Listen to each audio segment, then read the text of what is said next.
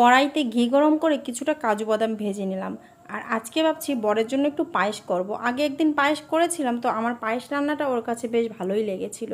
আমার বরটা না একটু মিষ্টি জিনিস খেতে বেশি ভালোবাসে, আর ঘিটা যখন এই পায়েসের মধ্যে দিয়েছি এত সুন্দর গন্ধ বেরাচ্ছে সে কথা আর কি বলবো।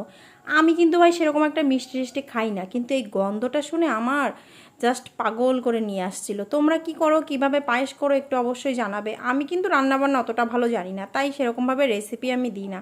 এই দেখো, এই যে পায়েসটা হয়ে গেছে, এবার এই ঘিটা আর কাজু বাদামটা দিয়ে দিলাম। আর হচ্ছে একটুখানি দুধ আর হচ্ছে লিকুইড দুধ আর গুঁড়ো দুধ মিশিয়ে রেখেছিলাম, ওটাও দিয়ে দিয়েছি, বেশ ভালোই লেগেছিল। আর এদিকে রান্না করেছি তোমার হচ্ছে খিচুড়ি, সব রকম সবজি দিয়ে। আমার বর খিচুড়ি খেতেও বেশ ভালো লাগে। তারপরে আর কি খিচুড়ি টিচুড়ি রান্না করে নিলাম, মোটামুটি হয়েছে আর কি। তবে হ্যাঁ, এর সঙ্গে একটা আলুর দম করেছিলাম, সেটা জাস্ট অসাধারণ হয়েছে। দেখো, দেখেই লোভ লাগবে, পুরো ঘি